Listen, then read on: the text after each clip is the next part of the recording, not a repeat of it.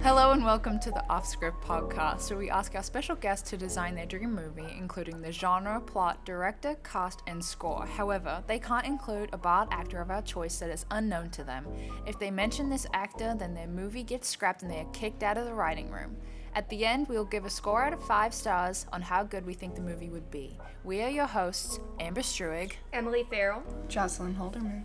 Today's guest is Mr. Jude, a high school history teacher at Great Crossing. He also teaches a film class there where he is very pretentious about his movies, but I think he'd be the perfect interviewee for this kind of topic. What do you think?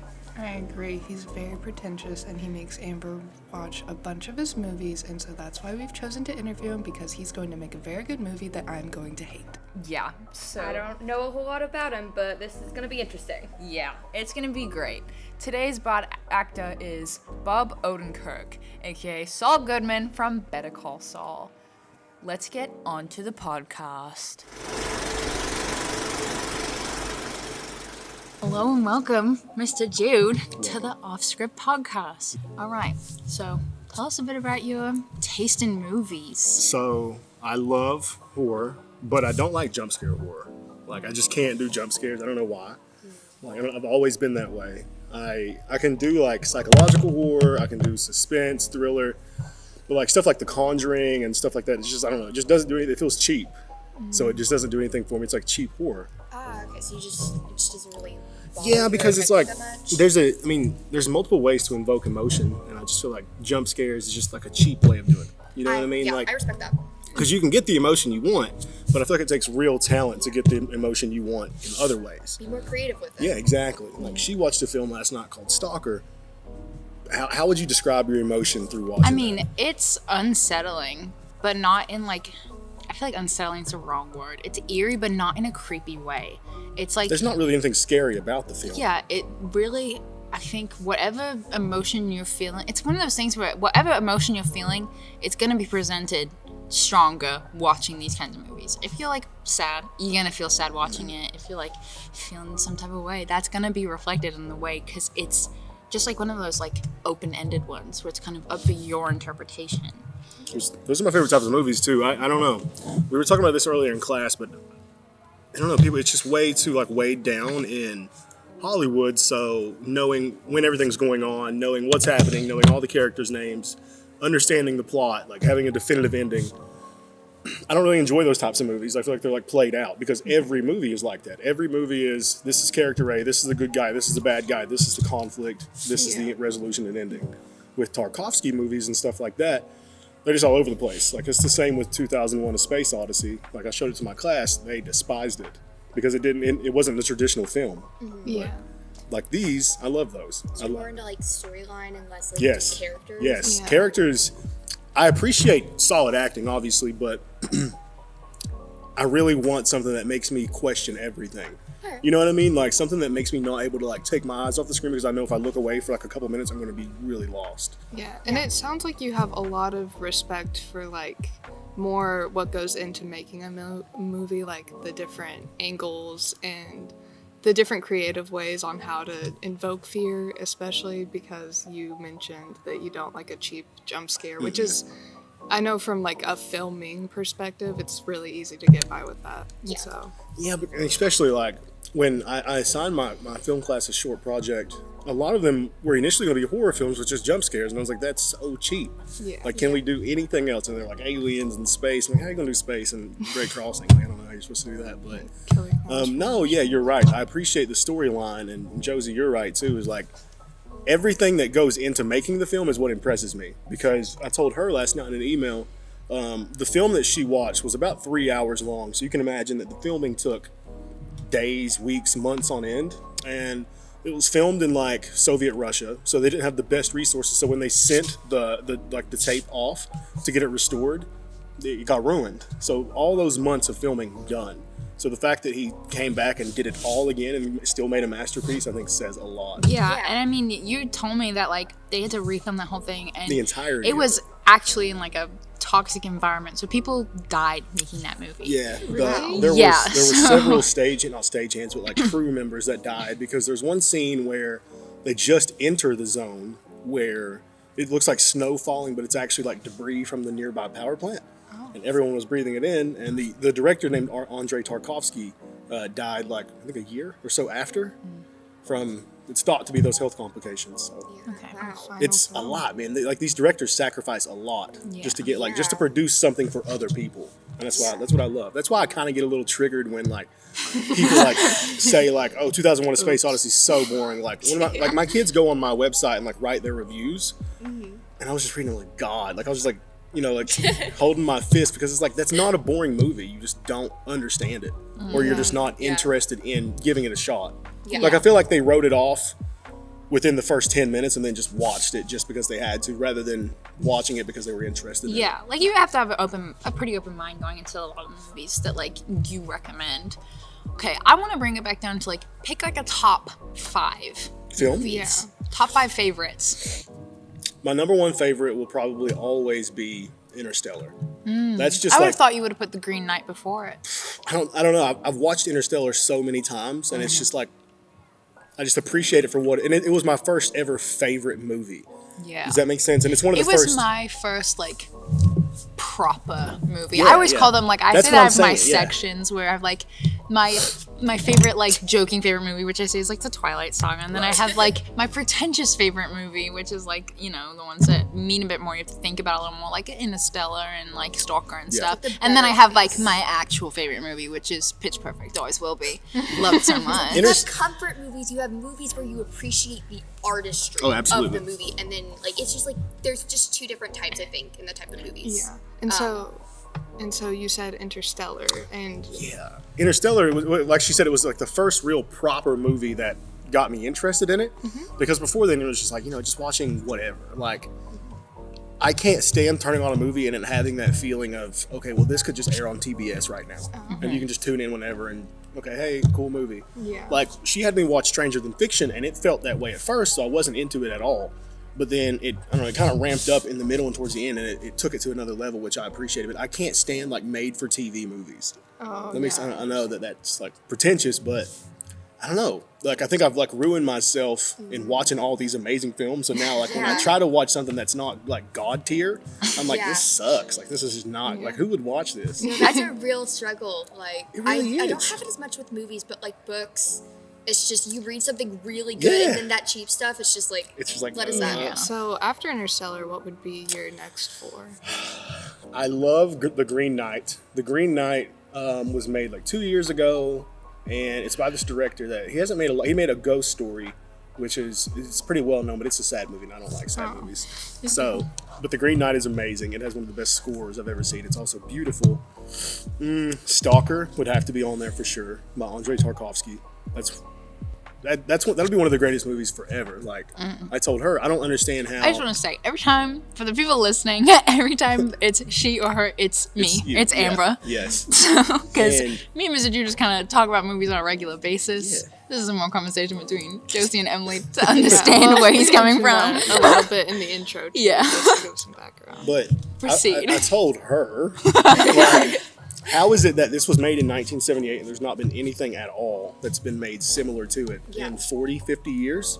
You know what I mean? So why are there not more directors? And that's something I think about a lot too, is why are there not more directors that can do that? Like, why do directors choose to go the route of, I don't know, like making a superhero movie? Like there's not much, I don't like superhero movies because there's not much that goes into them. But like, some of them are good, but then again, there's some that are just cheap because it's just that cheap action and that the god tier like pro tag and the bad antag from space. Like it doesn't take a lot to go into it. But okay, off that tangent. So we got Interstellar, The Green Knight, Stalker, The Witch for sure. Oh, yeah. Honestly, I would put The Witch above. Stalker is a significantly better movie, but I love The Witch more because The Witch was like my second favorite movie ever. Because the language in that film, the feel of that film, and I also just love Anya Taylor-Joy.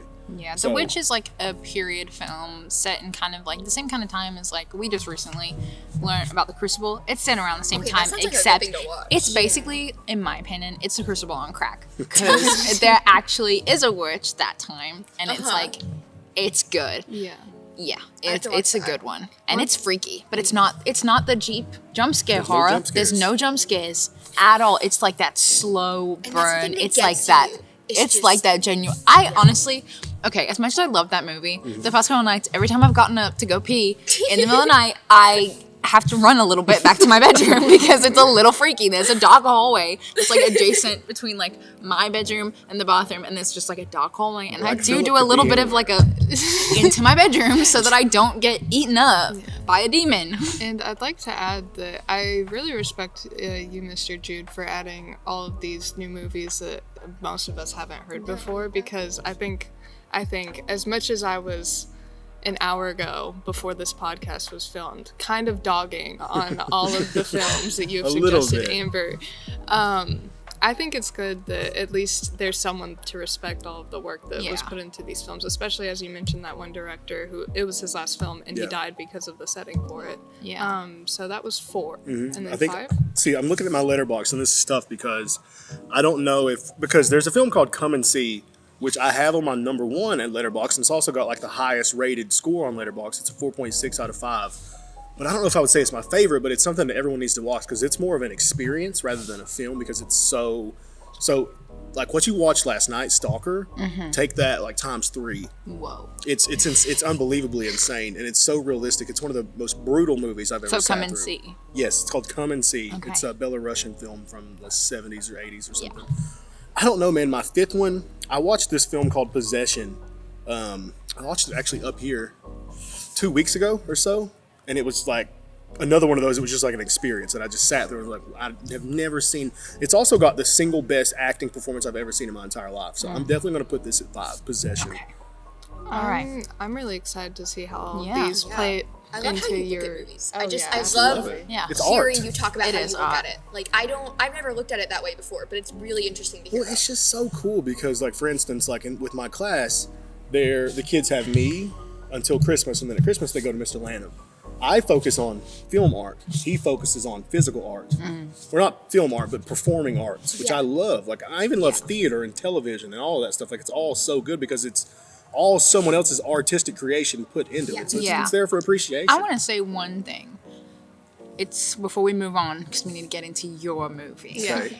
There was a movie that I hated that you made me watch called Suspiria. Suspiria is like 5.5. Yeah, that's a movie. That's an art piece. And I mean, you can really tell the way that you rank it so highly, even though I found it so horrific. You can tell your love for performing arts because that whole movie is about performing arts. It's about the art of performing. It's about dance. It's about this. It's about that. And that movie, as much as I hated it, as much as it was nuts, it did its job of what it wanted. And you can't say it wasn't beautiful. Like, it was a beautiful film. Like, just Yeah. especially the choreography for me was the best Feel like part. you can't- I feel like I can say it wasn't. I don't know I how mean, you artistically, it was beautiful. That's what I mean. Visually, someone's back snapping and throwing up on the ground Oh. is not that okay, great. That's a rough scene. Okay. But it's one of those Okay. scenes that you got to struggle through. Let me just say, I'm excited to see how your experience with movies feeds into how you create your own. Yeah, okay. Yes. And on that note, let's get straight into your title. Okay. What are you going to call this movie? The title is called The Mouth of the Holler. All And I know, okay, so what are your interpretations of that?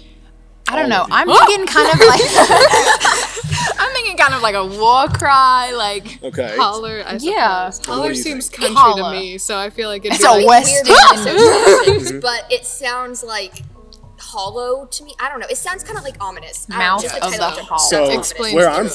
from, okay, you guys know I'm from here. I'm from Eastern Kentucky. So there we have what's called hollers. We don't have like little streets and cities. Like, people genuinely live like far, far like in the mountains, like up what's called hollers. Well, they're actually called hollows, like you said, but with a country accent, they're called hollers. So what happens is, so take for instance, I know that the people listening can't see this, but say that my house is like here, and there's this big long road, and this is bringing called a real long hollow. line. So the mouth is down at the bottom. So anytime you have to do anything at all, you have to go to the mouth of the holler. So I don't know. I don't know how to describe it, but it's just Yeah. like, it's something that I associate with back home. Okay. I just love it. Okay. Yeah. Cool, So okay. now that we know it's kind of about your back home, let's get One into more the. thing. It's also okay. this whole story. this Sorry. whole Pump the story brakes. is about. We're not there yet. That's I what know, I'm I about know, to but ask I'm you. just saying about the title. The Okay. title relates to the story. So go ahead. All right. What's the genre? The genre. So I kind of it's spread across a couple. I know obviously for sure it's going to start with horror. Horror is it's just there. That's what I love. But then again, I can't really tell if the subgenre should be suspense, thriller, or like drama. So I'm not entirely sure. But horror for sure, with like I guess a big suspense drama element to it. Like, what themes would be present, like, throughout?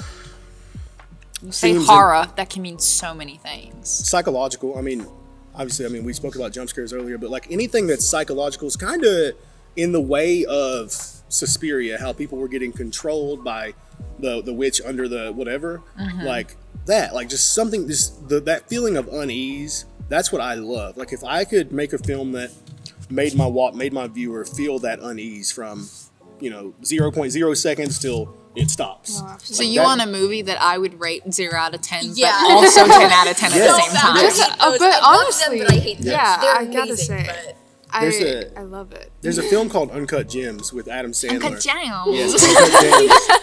And the thing with that is that's one of the few films that I've ever watched that made me feel tension and like stress from the start till the end. Like the whole, just like on your edge the whole time. So you basically want to like traumatize your audience. Yes. Yeah. Exactly. But I always want to. I want to leave them with something. I love when I watch a movie and I get left with something, or I get left thinking about something, or it's so ominous and I'm like, well, God, now I got to read up on this. Yeah, I mean, that's the thing with Stalker is it's so heavily reliant on like the metaphor and the symbolism that it's like you could finish watching it and never think about it again. You could do that, but you don't want to. You want to research, well, what did the dog mean? Why is there so much water everywhere? Why can't they go into this place? Because they don't tell you anything when you watch these movies. They're just like, this is the rules of this place that we live in that we're not going to describe at all to you. You don't know what time period it is. You don't know where we are, but this is the rules of our universe, and we're never going to elaborate on it again. It's just for you to sit with, and it's like, okay. Man, that's what I love. I love having to think about something or having to question it. I don't know. I just don't want to be force-fed information. Like I want to have to find it myself or understand it myself. Yeah. I want to add at least one movie that people know what we're talking about. I kind of felt that way, like emotionally, about the Titanic. How you just feel stressed the entire. Because you know what's second coming. half. You know what's coming. You're just And waiting. the first half I was okay, but like we watched it together, and Yeah. it's like just the way that you can use like filming strategies and like all these like techniques to just make someone just sit there and feel this just tension throughout their entire body, and you just know, like you just can feel it continuously.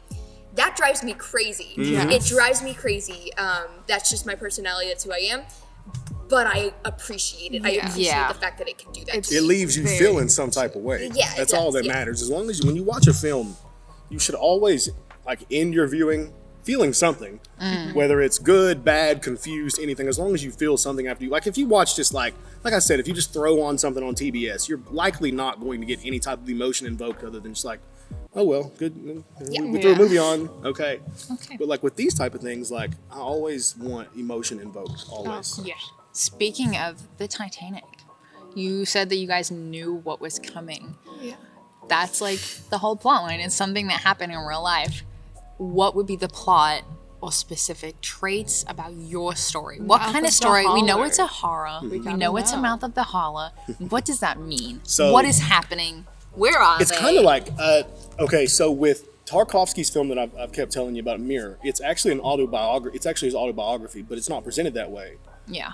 This He's is going to give us an autobiography. kind I of. don't- That's Autobiography. kind of Feel what like I a want horror this to be movie. like. I wrote that it's centered around. My life's a movie. Yeah, kind of. But it's centered around. It's set in Appalachia. I said the story follows a man attempting to leave his home area for the first time to better his livelihood, but it isn't as simple as it seems. The man struggles with his community seemingly collapsing on him and becoming increasingly more erratic as he nears his goal of relocating. The man, a black man growing up in Appalachia, struggles to find his own identity through his journey to escape, eventually leaving him near unrecognizable. So that's really all I wrote for the plot, but Yeah. it kind of honest to God like relates to how I grew up. Like I went to an Yeah. all white school. Like my mom is white, my mama was white. Like my dad and my sister were the only two black people I had in my life, but he died in 2012. So after that, it was just like weird because I went to an all white school. I didn't have the traits of like a typical black person, if you know what I mean. Yeah. I had the traits of someone who grew up in Eastern Kentucky and who grew up in Appalachia. But one thing that I noticed is that when I went to UK, I had like a real identity crisis because I was this So it's- black dude from Appalachia that didn't act like the other black dudes. So I had a real hard time like acclimating to my black friends because I'd never had black friends before. So was it like that sense of like familiarity, but also at the same time this complete disconnect? And like a big sense of like imposter syndrome. Oh yeah. Because like I'm a black dude, that's all there is to it. But there weren't a lot of common traits. Like there wasn't the voice, there wasn't the mannerisms, there weren't the hobbies. It was just weird. It really makes you question your own identity when you put those roles on yourself. So that's kind of what this is like. Because and another thing is, you guys aren't from Appalachia, but Appalachians love Appalachia. And when we can tell you've said it maybe 20 times. When you have a disdain for Appalachia, or when you don't particularly love Appalachia as much as the people that live there do, they don't take well to that. And I learned that the hard way. Like, I got so discouraged from moving to Lexington and going to UK, or when I moved to New York, I got so discouraged from that. You live in New York? Yeah, I lived in important. Rochester for a while. I mean, it's important. we got to know the details. We know this is an autobiographical This is kind of what that's piece. about. It's like it's this guy's journey out of Appalachia, but it's a horror. I know that it sounds like inspirational. Where does it pull in the horror part? If this is community's- it, is it like that psychological like unraveling Yes, that so you want kind- them to feel? Kind of like I'm trying to think of the movies. So you need like that dolly zoom into like the Yes, whoa but it's moment. also the people are not so much possessed, but the people they feel like just zombies. turn on him. Turn on him like love that. to see like, the it's just way- like yeah. I don't know. Yeah. They're like crazy. It's that. Is this like It's okay? that unease. Like Yeah. for instance, like say that there's a camera right here. We're filming a scene, and say I'm the guy. Like there would be a community member just like I don't know how to describe it, man. But it's just I would love the community members to just it starts out. Everything's cool because he's not leaving yet. But then once he starts talking about more people, he starts talking to more people about wanting to leave and hey, maybe I don't really want to stay here for the rest of my life, or maybe I don't want to go graduate from college and come back here. Yeah. They start to slowly digress and turn and turn and Yeah. turn until it eventually becomes like genuinely like they're after him. And I'd love to see the way you are able to visualize such a common experience in like smaller towns and make it into something uneasy. Yeah. it would And be a dream. especially as you mentioned the identity crisis, how you could choose to visualize it, just like have And like that's another I love portion it. of the horror that I go into. I said that it leaves him near unrecognizable. I would love to turn him into something like some type of mutant. Yeah. thing. slowly Just- Okay. warps throughout the film. This is where we gotta pull like it. physically yeah, show okay. some type of physical. Oh Yeah. my God, no! Hold on. So in this film, in Come and See, the boy starts out. He looks pristine. He looks clean. Like there's nothing on his face. But by the end of the movie, you just see how much he's aged and how dirty he is and how grimy he is, and that's what I want. Just like that physical aging, or you just like can highlight or illustrate that physical change Yeah. in the Is it character. like a horror commentary on like real life things. Like, Sort of, yeah. Like, okay, so there's a film called Men. Like, that's the soundtrack that I'm playing. That's what this is. That it's almost not identical to this, but in this, the lead star Jessie Buckley, she's going on vacation, and it's in this small little English village. Everything's great when she first gets there. Everyone's so friendly. Everyone's so nice. And then she starts doing just exploring. She just goes walking in the woods, and she sees something she shouldn't. She does something she shouldn't. Slowly enough, the village members, it's like, oh my God, like in The Hunt. So you know how everyone just acts oblivious in The Hunt and like immediately believes the little girl. And then Yeah. like, So The there's Hunt is no second guessing Yeah. that. The Hunt is a movie with Mads Mikkelsen where the main character gets accused of pedophilic acts by a child, but we as the audience know that he didn't do it. We know his innocence, but we are watching basically his whole life be unraveled by this one accusation. And usually in these kind of like stories, it's never really told from the perspective of that like person being accused, so it's all like the anger and stuff, but this side you just see like the heartbreak basically. And you've pulled from a lot of movies so I have. far I've talking pulled from about a this ton. plot.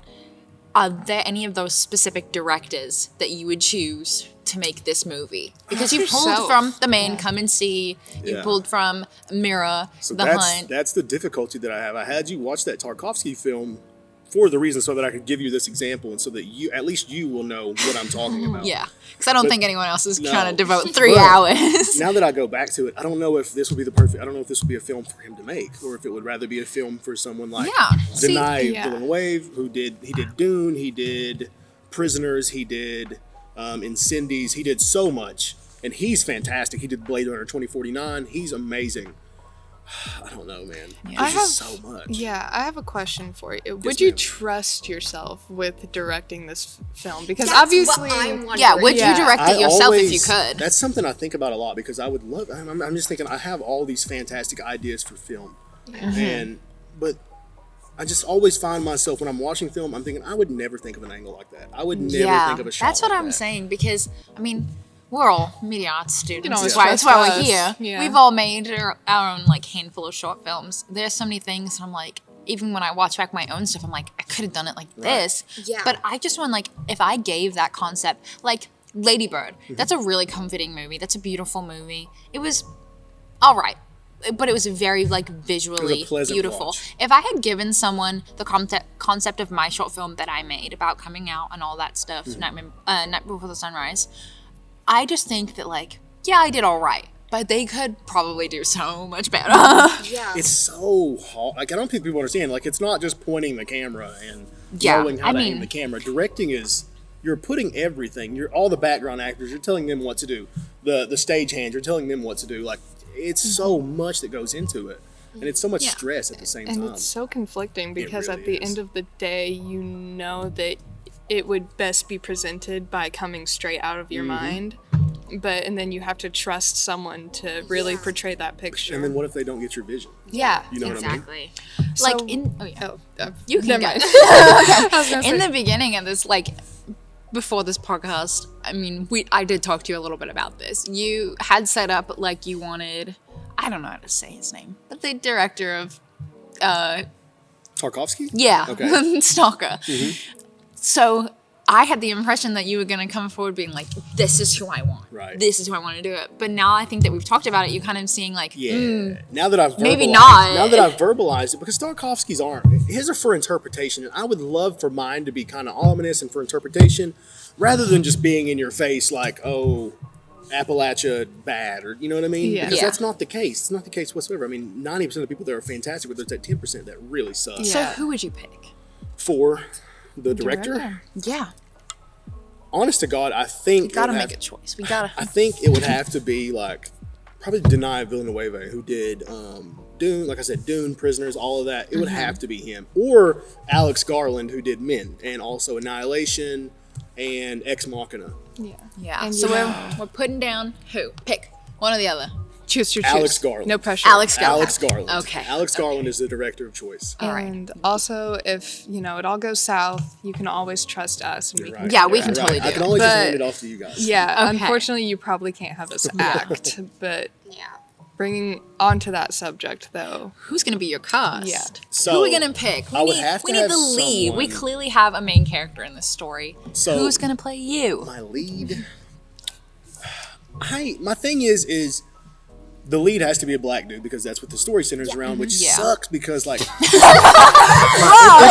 it doesn't suck, but it limits the actors. There's a Yeah, ton of that is talented true. black actors, but my favorite actors are some of my supporting cast that I have on here. Let me pose a question. I don't know if I've said this before, but we're gonna do like the time doesn't matter. You could pick like say you could pick Someone an actor dead. who's passed away, or you could pick like this is not what you're gonna choose, but I want Alec Baldwin Right. from this '90s movie. I want And that's what I put on Cat in there. the Hat Michael Myers. Like put he's a- not who that is anymore. I But put a younger Denzel.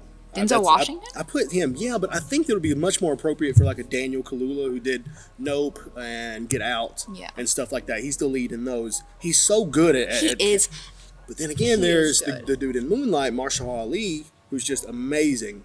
But you know what I'm talking about? The dude, the older black dude in the Yeah. first act. He's amazing. He's amazing in everything.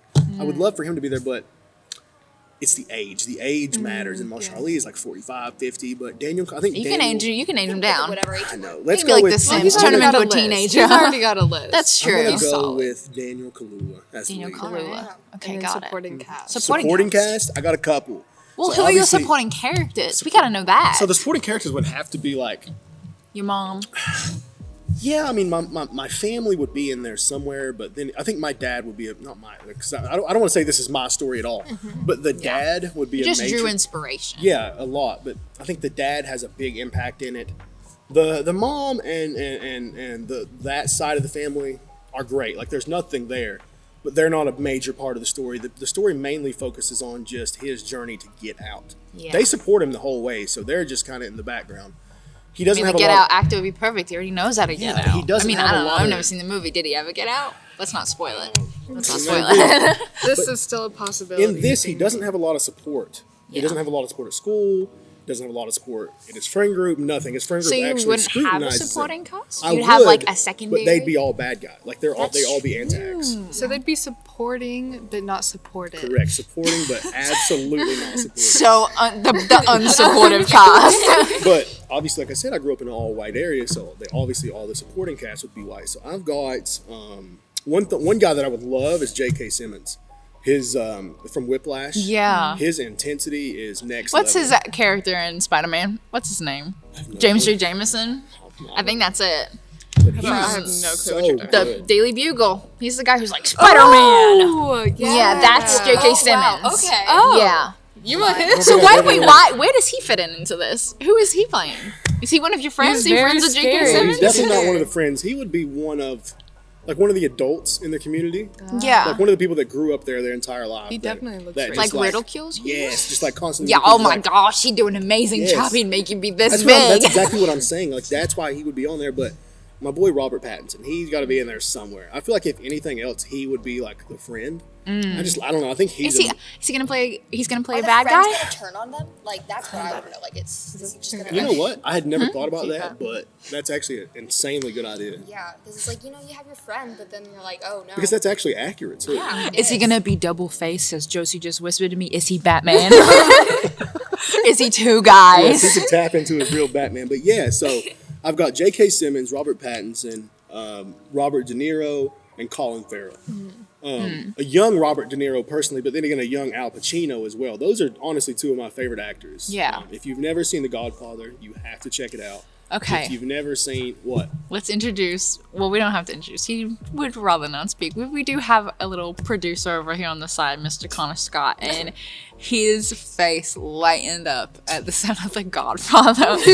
Connor loves the like mafia boss type, like old type of those criminal guy movies. So you really want like you? I mean, you kind of do need that like cold cut of Yeah, those for kind of people. Another thing that you guys have probably never checked out, but True Detective. It's a television series on HBO. It's got Woody Harrelson and Matthew McConaughey as the leads. And another aspect that I want to put in is like the occult. I love the occult. Or like, I don't want to say not satanic stuff, I obviously. but love like, Satan. no, I don't. I don't. cults. But anything that has to do with anything eccentric, anything different, like the I mean, occult, like just stuff like that's that. I love that. Present in the Witch. I mean, Yes, that's anything what I'm saying. eccentric. Like that. I love that. Like that I want supernatural influences, but not like some, That's not the some focus. entity. Yeah. kind of like a sort of like you can tell it's there, but it isn't really described. Maybe. Yeah, no, that exactly. Like Yeah. that's kind of like with what Amber watched last night, The Zone. Yeah. Like it's there, but you never see there's no physical representation of the zone. Yeah. The zone just manipulates people supernaturally. Yeah, I like those are very interesting because it's like you don't understand it, you can't fight it. It's Right. just That's what I'm saying, man. I love that. Is there any more supporting cast you want to get out there? Let's get these names Because- out. Okay, Yeah, let's so get the there's names out there's there. female leads too. Who absolutely. I'm not sure who they would play. Women empowerment. But I love Anya Taylor-Joy. I love Mia Goth, and I adore Florence Pugh. So it would be so hard choosing behind those three. And also, I don't even know where I could cast them. Yeah, You know but what I you mean? just want them somewhere in there. I want them somewhere. They gotta show their face in there. we Somewhere. gotta get Florence's frown. Yeah, if we you got gotta the get that budget, frown. yeah. She's gonna be like, you don't like Appalachia? Hmm. And she's so good at playing a manipulative role too that so She has layers to her. The film is centered around manipulation, yeah. like manipulation and just this guy having no support, just being manipulated his whole life into thinking that it's bad if he leaves and he needs to stay here and support his community. And it's just like you guys don't understand. Like that community is so tight knit that you can't really say anything to anyone without being ridiculed. And I feel like it would be honestly even better just to have like like they don't need to. Your supporting cast doesn't even need to be like super big. I feel like it would almost make it better to have a lot Yeah. of people that aren't Just a lot of really background explained well, actors. Yeah. but 'Cause they you don't- all obviously Yeah. are upset with him and I don't want him. completely You don't want agree. that like star-studded cast to take away from the essence of the movie because that tends to happen. You could have like a really, really good film, but a lot of people aren't going to focus on that. I mean, like we saw that with Don't Worry, Darling. People were focused more on the Yeah. controversy of Olivia Wilde and Florence Pugh and Harry Styles than they were of what the actual movie was, which I thought it was great. It was a good movie. You know, I just kind of clicked and put it together. I don't know how I didn't put Christian Bale in here anyway. Oh yeah, we gotta have the American Psycho. Christian Bale, and then but there's Mr. also Bale. Daniel Day-Lewis, who is just such an amazing method actor that I would love to have him. But I don't know, man. I wish you guys had seen the film Men, because that's the vibe I'm going for. Is And you should have given me that one to watch. I could have I prepared. know I messed up. It's all right. But there's gotta give you- another supporting female cast is Viola Davis. Oh, yeah. She plays in How to Get Away with Murder and The Woman King and everything else. She is amazing. She is in good. every way. All right. That being said, what's gonna play in the background? What music we got? So- we gonna play? I've got a couple. I wish that I had a way to like play it, but I do. But it's not. I don't think the mic is going to pick this if up. you give me a specific song, I can pull it up. So, do you have Spotify? Yeah, I do. Okay, so the film, well, not the film. Just type in Ligeti, and let me see your phone. There you go, and then skip like. So this is in 2001. Turn it up. Just kind of like that uneasy feel, like of tension and suspense. Like, Yeah. I mean, yeah, you can that's a good one. you can imagine. Yeah. It's just that unease. Yeah. I want to create that feeling of unease. So You're gonna have that bad. moment where they like slowly Yes, turn that's what and I'm saying. zoom as they realize like, No, oh, but this like description I'm is giving the me other. unease. Oh, yeah, I mean, like- imagining watching this movie. Playing the I'm music in the excited to background, watch geez, it. like that'll give you heebie-jeebies enough. Like I wish more than anything on the planet that you know what I mean, that I could create it. Like I Yeah. wish it was that easy to just create. That's so true because you couldn't like hear it in your head, but you can't get it out because I mean not everybody knows could how you to play a imagine just, full like- orchestra. Just watching it, just watching Yeah. something you created has to be like the best feeling yeah. ever. I mean it's good, but then you watch it again. And You're I like, bet you oh my critique gosh, it, there's so many exactly. things I wish I could I know, fix. there's so much critique that. I could wonder go if into it. like successful directors feel that way, like or like writers, and they come up with this good movie and then they watch it and they're like, oh come on, we should have changed this. That's and this. such a good question. I know that several directors have came out and said that once they view their films, they wish that they would have done things differently, Yeah. or they wish that they would have done this specific cut, or this specific edit, Yeah. or this specific score. Because like I relate to Right. that from like a filming perspective. It's like you go back and it's like, oh, I could have made this so much better. It's so good. But one more thing, as far as composers go, so you know how Suspiria sounded. You know how Suspiria's Yeah. music gave you that feeling. That's the Yeah. feeling I want. So do you want like a Tom York I would love who a Tom did the York. music? Like I put Tom York. I didn't put Hans Zimmer, who created like Interstellar's music, because I don't feel like that would really. He's my favorite composer by far, but he just doesn't have the style for horror. So I put Ben Salisbury, who made this that's playing right now, and then Tom York, and then Mark Corvin, who did The Witch. You know, The Witch's opening theme is so good. Look, I know you guys they won't be able to hear this, but you guys can. Yeah. This feeling, that's what I'm going, like that atmosphere, that's what I would love to recreate. Let me recreate it. It's like Exactly it's kind of like that didgeridoo. It's Yeah, that yeah, slow. yeah. It's like Like- kind of like Such a a- frog of course you croak. reference Oh the yeah, I gotta bring in the didgeridoo. didgeridoo every time. It's like also sort of like synthy at the same time. Yeah, that's true. I must say, at the end of this podcast, we give each of us are going to give a review of how we will rate our movie. I'm usually very critical when it comes to different in-depth choices in the plot and different filming aspects. And since we don't have that, I must say, from all of the details you have given, it sounds like a very respectable film. And even if it didn't go to the masses, I know other movie snobs like you and Amber will totally appreciate it. Yeah, you might not like it, but Yeah, I'm think saying you're this right. right now. When I review it, I will be completely honest. I may or may not like it. My visualization skills are a little, limited, but I'm sure you and Amber will. okay. Well, speaking of that, let's get to the review. Yeah. Yeah, let's recap your choices first of Okay. all. So we've got A Mouth for Holler. Or what was it The called? Ma- The Mouth? The mouth Of the holler. of the holler. Okay. to pull into the Gotta say Appalachia. country.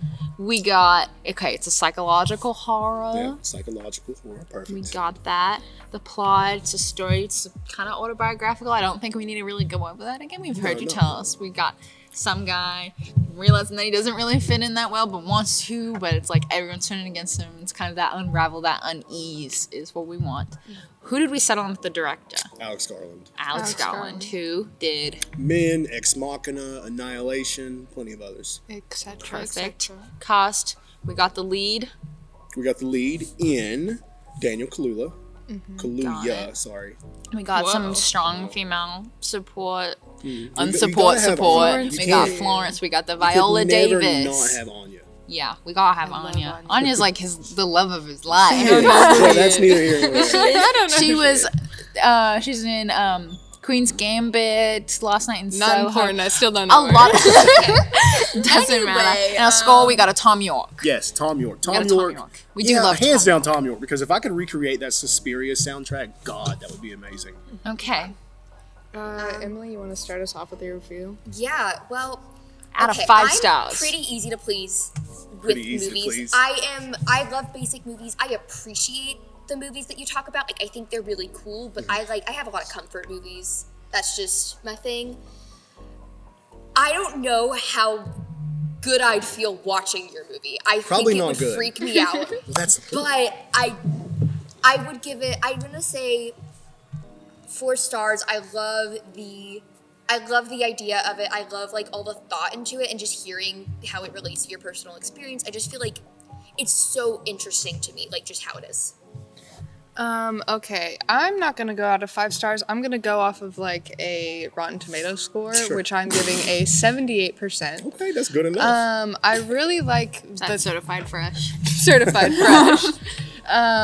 Well, I just really like the different themes you have going on there, and a little bit of personal life to relate to that. My mom grew up in a small town, like a very small town in Indiana, and she always talks about it, and I always picture it, and I always have just had that kind of knowledge in my head about how small towns function. Everybody knows everybody. It's so different from Yeah. here. Yeah, absolutely. And so I really like that kind of like family ties with my life, which isn't important to the movie at all. But would you watch it? But yeah, I would watch it at least once just to see how it goes. And At if you least don't once. make any like poor choices directionally, I really trust your director, then I think I would enjoy it as a movie. Yeah. I mean, it'd probably freak me out. And I probably would feel personally attacked by it, by trying to acclimatize. Like, I know that there's a difference because it's like racial, but also like coming from a different country and then trying to acclimatize to a different culture, regardless of where you come from, that's gonna hurt. And you know what? I do feel a bit of the imposter syndrome, and I would feel personally targeted by this At movie. the same time, you also relate too, though, because like I told you, like you and your accent, it's like a hot commodity.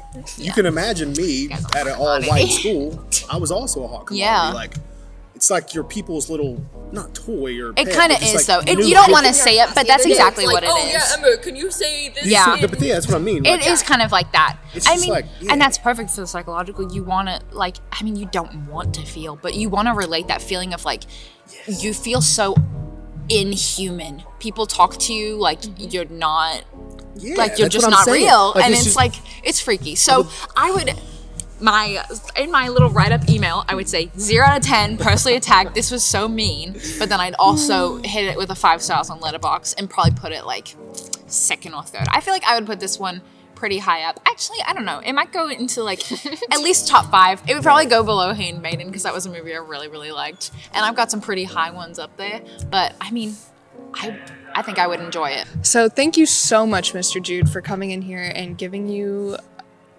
us your movie. Giving us the opportunity to just kind of see what And we I would feel. love to do this tear it apart. Yeah. We should come together Bit and by talk about bit. a lot more stuff. Yeah, absolutely. Aside from the podcast. I love talking. We know. Yeah, we really enjoyed your movie, and just signing off. This was Off Script with Amber Struick. Emily Farrell. And Jocelyn Holderman, apparently. Thank you so much for listening. We hope you had a good time. Had a great time. Thanks for listening to the Offscript podcast, and a special thanks to our guest, Mr. Jude, and also producer Connor Scott. If you liked it, give it some good engagement and maybe we'll come back with a few more episodes. But until then, keep on watching those movies.